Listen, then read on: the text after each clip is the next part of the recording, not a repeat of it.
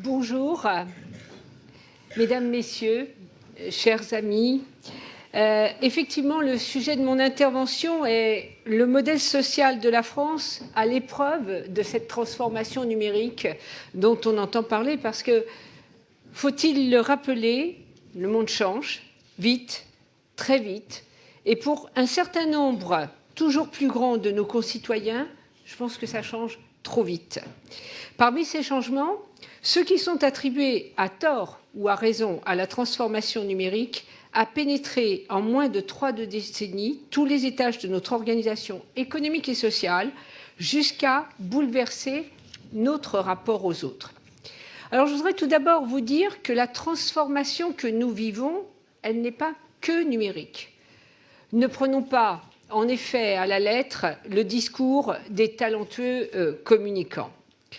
À entendre certains propos de nos politiques inspirés par le solutionnisme en vogue outre-Atlantique et dans certains milieux parisiens, il faut que la vague innovatrice fasse son œuvre, peu importe si c'est au prix du renoncement à notre souveraineté, tant individuelle que collective, et aux valeurs qui ont construit la France.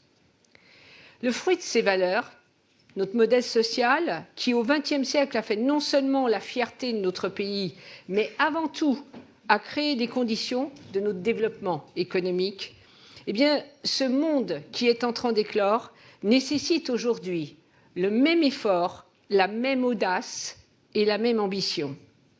C'est une nécessité qui dépasse de loin les contingences économiques, car, et nous en avons la preuve éclatante, même en ce moment, sous nos yeux, l'inquiétude suscitée par le changement fait le terreau des extrêmes.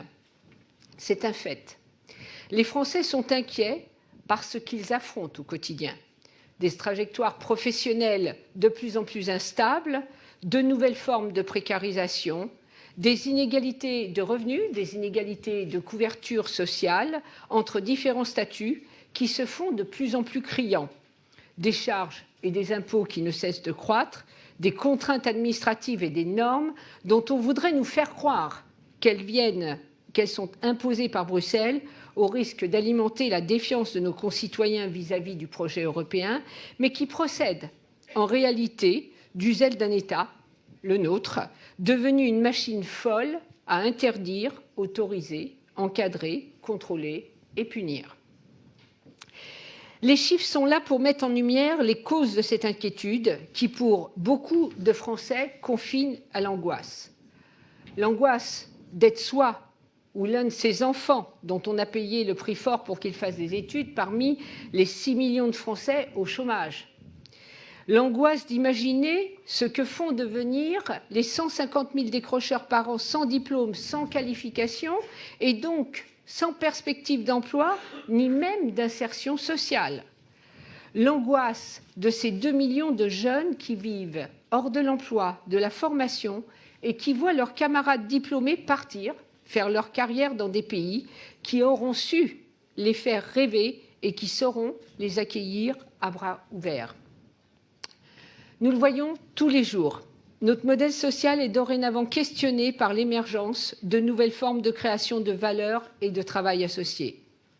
Et en tant que présidente de la Fédération Syntec, je suis particulièrement bien placée pour faire le constat de cette transformation du travail, processus, mode d'exercice, statut professionnel, mode de rémunération, de management ou de relations au sein de l'entreprise, porosité et même mixité entre vie professionnelle et vie privée. Nos métiers de prestation intellectuelle sont ainsi aux avant-gardes d'une transformation du travail qui semble vouloir gagner tous les domaines de l'économie. Je ne suis pas de ceux ni de celles qui se résignent à regarder s'effondrer la France, les bras ballants, et qui justifient leur complaisance par leur sentiment d'incapacité à imaginer et à mettre en œuvre les réformes qui devront accompagner ces transformations. J'entends trop souvent « on n'y peut rien », et puis de toute façon, on ne pourra pas résister à la colonisation numérique de la France et de l'Europe. J'ai même entendu récemment que les robots remplaceront ceux qui ont encore un travail et qu'il faudra trouver le moyen d'occuper les gens. Il faut regarder la réalité en face, mais s'y complaire avec fatalisme ne nous mettra pas sur le chemin de la croissance et du projet social. Est-ce qu'il faut rappeler ici que nous avons le devoir de préparer le monde dans lequel nous souhaitons que nos enfants vivent? C'est dans cet esprit, et au-delà du constat alarmant que je viens de vous dresser, mais qu'au fond, vous connaissez tous, que je souhaite vous livrer les pistes de réforme qui pourront transformer ces changements en opportunités pour remettre notre pays sur le chemin de la prospérité. Car j'ai une conviction, c'est qu'il n'y a pas d'emploi, pas de justice sociale, ni même de paix sans prospérité. Alors, la ligne directrice de notre action doit être le plein emploi pour tous, à tous les âges de la vie et en tout point de nos territoires. Mais pas n'importe quelle forme d'emploi, car on a eu tendance ces dernières années à oublier que seul le secteur marchand génère l'emploi productif, et vous êtes bien placé dans cette maison pour le savoir, c'est-à-dire celui qui permet de financer le fonctionnement de notre pays ainsi que la couverture sociale de nos citoyens. Il convient donc de dégager d'urgence l'entreprise du carcan de l'abus de normes et de réglementations et d'alléger le poids des charges qui pèsent sur le travail et qui brident cette compétitivité de nos entreprises. Elles ont à se transformer, elles doivent devenir agiles. Nous ne pourrons dorénavant plus nous contenter de demi-mesures, de bricolage ou d'ajouts à un code du travail aujourd'hui tellement obèse et illisible qu'il est devenu lui-même, ce qui est un comble, une source d'insécurité juridique tant pour les entreprises que pour les salariés et partenaires. C'est donc une vraie réforme du Code du travail qu'il nous faut aujourd'hui engager. Une réforme qui ouvre le champ des possibles au lieu de protéger coûte que coûte l'existant. Une réforme qui prend en compte l'évolution des technologies et en particulier le développement de nouvelles formes de relations qui s'expriment dans l'actuelle prolifération des plateformes qui s'interposent entre l'entreprise et ses clients, captant au passage la valeur qui en découle pour la transférer dans d'autres pays, moins soucieux que nous le sommes de la protection sociale de leurs citoyens. Oui, la régulation des plateformes représente un enjeu majeur pour nos systèmes de protection sociale. Cela ne veut pas dire, encore une fois, qu'il faille interdire, surtout pas, mais qu'il faut prévoir, accompagner et savoir apporter la bonne dose de régulation à un système en constante et extrêmement rapide évolution. Et là, le courage politique seul ne suffit plus. Il faut de l'intelligence, il faut de la compétence et une bonne dose de créativité, ce dont nous, les Français, nous sommes capables, d'autant plus que l'Europe a déjà posé les bases de cette régulation. Au-delà de cette économie des plateformes, une autre tendance lourde est aussi et prioritairement à prendre en compte, celle d'un nouveau rapport au travail des jeunes générations et de leurs aspirations. D'ailleurs, et heureusement, en phase avec l'évolution du paysage de l'emploi. En effet, loin de vouloir reproduire le modèle de l'emploi à vie dans une grande entreprise que beaucoup de leurs parents ont fait, de plus en plus de jeunes talents aspirent à la création de leur propre entreprise. Jamais, et c'est très réconfortant, je n'ai rencontré autant de créateurs animés par une volonté farouche de faire aboutir leurs idées ou de trouver des débouchés à leurs inventions. Pour ces jeunes, notre système n'apporte pas aujourd'hui de réponse satisfaisante et ils ne sont pas assez, en dépit du développement en France de pôles de compétitivité, de pépinières et autres Fab Labs créés par nos grands groupes industriels, ils ne sont pas assez portés par un cadre favorable à leur développement sur nos territoires. À cet exemple, et on a entendu parler, à cet égard, l'exemple du Technion israélien et de sa capacité à donner naissance à des start-up d'envergure mondiale mériterait d'être suivi. N'ayons pas honte à copier les autres quand ils ont de bonnes idées, c'est-à-dire des idées qui marchent. À l'ère de l'open source, n'ayons aucun complexe à imiter ceux qui réussissent mieux que nous. Nos idées et nos cerveaux ont en effet trop tendance, par les temps qui courent, à quitter la France, pour ne pas voir dans cette affirmation la révélation cynique de notre incapacité à non seulement valoriser nos innovations, mais encore à honorer ceux qui réussissent.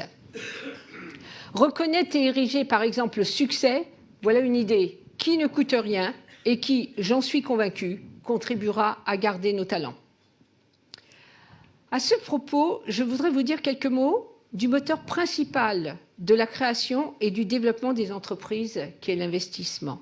Vous venez d'en entendre parler dans la table ronde précédente, car, et au-delà de toute considération fiscale, psychologique ou réglementaire, la possibilité de soutenir dans leur croissance nos entreprises, qu'il s'agisse de start-up ou de PME, est l'une des conditions majeures de leur performance, de leur compétitivité et du maintien sur notre sol de leur activité, et donc, in fine, de leur capacité à générer de l'emploi productif.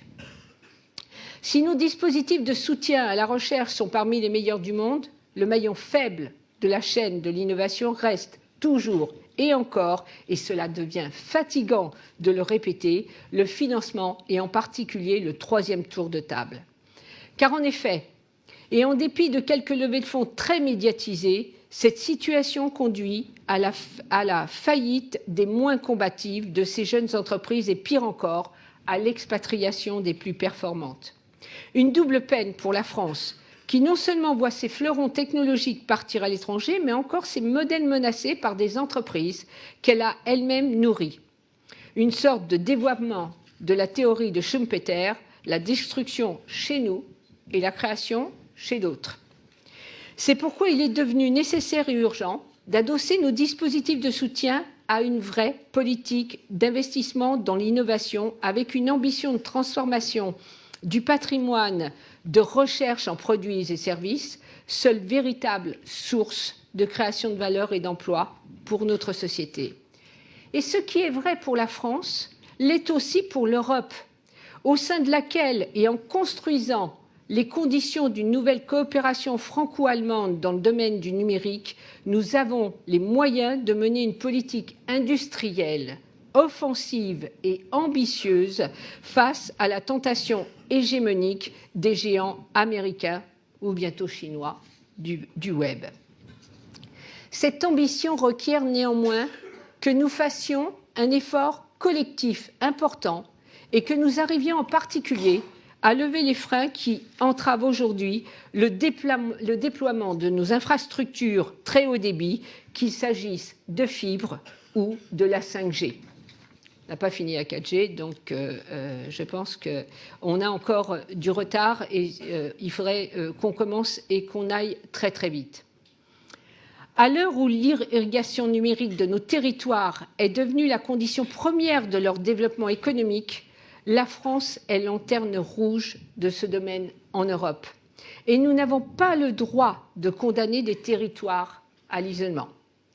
Je pense ici aux zones rurales, qui sont trop souvent les laissés pour compte de l'aménagement numérique du territoire. Quand je parle d'infrastructures, je pense également à celles dédiées au cloud computing, dont les usages sont en croissance exponentielle et pour lesquels l'offre souveraine française et même européenne est manifestement sous-dimensionnée. S'il est maintenant un peu tard pour y remédier, il est cependant encore temps de monter dans le prochain train, celui des couches hautes, des plateformes de services dédiées à l'intelligence artificielle, l'Internet des objets ou de la blockchain. Nous disposons en Europe des compétences et des clés technologiques pour y parvenir, mais cette ambition requiert une accélération de l'harmonisation fiscale européenne et une mise en œuvre rapide dans les pays de l'Union de la nouvelle réglementation sur les protections des données. Autre volet des nécessaires réformes à mettre en œuvre, ceux de notre système éducatif et de la formation professionnelle. Sur le système éducatif et la formation initiale, il nous faut réhabiliter et promouvoir davantage l'apprentissage et l'alternance pour en faire la porte d'entrée au monde du travail pour les jeunes les moins qualifiés. il faut cesser de négliger les compétences issues du cursus Bac+2, capables d'appréhender et de relever le défi de l'évolution permanente des systèmes et des infrastructures. Trop occupés que nous sommes à vouloir faire de tous nos jeunes des diplômés de l'enseignement supérieur, nous avons simplement oublié que travailler plus tôt éviterait à nombreux d'entre eux de chercher en vain un emploi plus tard. Il faut reconsidérer les bassins d'emploi et l'offre de formation qui leur est associée. Il conviendrait de développer encore davantage les modèles basés sur la proximité géographique entre formation et emploi. Concernant la formation professionnelle, il conviendra d'en faire une cause nationale, car elle est la pierre angulaire de tout dispositif de sécurisation des parcours professionnels dont nous avons vu combien ils sont fluctuants et le seront encore davantage demain. Nous ne devons pas non plus nous épargner, et quand je dis nous, je parle de la représentation patronale et des partenaires sociaux, la remise à plat et la rationalisation de la gestion des fonds de formation professionnelle avec l'objectif de donner à chaque travailleur, quel que soit son statut, ainsi qu'à chaque demandeur d'emploi, la possibilité de se construire une carrière le protégeant de l'inactivité.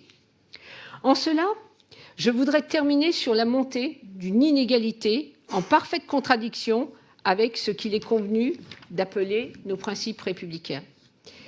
Cette inégalité procède de la différence de traitement entre une population salariée dont les acquis sociaux varient en fonction de ce qu'elle exerce dans le secteur public ou le secteur privé, dans une grande ou petite entreprise, avec l'arrivée de ces nouvelles formes d'exercice plus précaires, moins protégées et surtout n'ayant pas accès aux mêmes droits. Ce fossé qui se creuse est un fait nouveau, mais qui s'accélère à la vitesse de la transformation de notre économie et dont les répercussions seront à moyen terme délétères sur la cohésion sociale de notre pays. Il sera en effet plus longtemps supportable, et les récentes manifestations et revendications des BTC, par exemple, en sont l'une des illustrations, d'avoir un marché du travail à plusieurs vitesses et organisé en castes. Pour répondre à ce défi, la solution n'est ni un nivellement par le bas aligné sur le moins-disant social que les chantres de la disruption présentent comme inéluctable, ni non plus, et de toute évidence, un statu quo au bénéfice des salariés les mieux dotés, en avantages de toutes sortes ou bénéficiant de régimes spéciaux. C'est donc une remise à plat des statuts, c'est à une remise à plat des statuts qu'il faut s'atteler en considérant tant les nouvelles formes d'emploi que la possibilité de leur cumul, ce que l'on appelle le multistatut. Là aussi, il faudra non seulement être volontaire, courageux, mais encore créatif et rapide, parce que les curseurs se déplacent très vite. Pour conclure, je voudrais vous dire que nous sommes à un tournant de l'histoire de notre pays, histoire que l'avènement du numérique et des réseaux de communication accélère jusqu'à en donner le vertige. Nos atouts sont considérables, largement à la hauteur des défis que nous avons à surmonter. Et comme dans bien des combats, notre meilleur ennemi, c'est nous-mêmes, avec cette capacité que nous avons à renoncer et avec cette peur du changement qui habite les Français aujourd'hui, tentés par les extrêmes. Nous sommes parfaitement capables d'inventer un nouveau modèle social conforme à notre histoire, nos valeurs et notre vision du monde. Un modèle qui pourra même être répliqué dans d'autres pays du monde, comme ça a été le cas par le passé pour notre Code civil ou plus récemment pour certains de nos modèles de régulation économique. Il nous faut la volonté d'y parvenir et la participation de tous, car cette fois-ci, cela ne viendra pas d'en haut, mais devra aussi émaner de nous tous. L'écosystème du numérique et entrepreneurial français a fait la preuve de son dynamisme et de sa créativité. Nous comptons sur lui pour collaborer à la création de ce nouveau modèle social avec l'ambition d'en être à nouveau un jour très fier. Je vous remercie.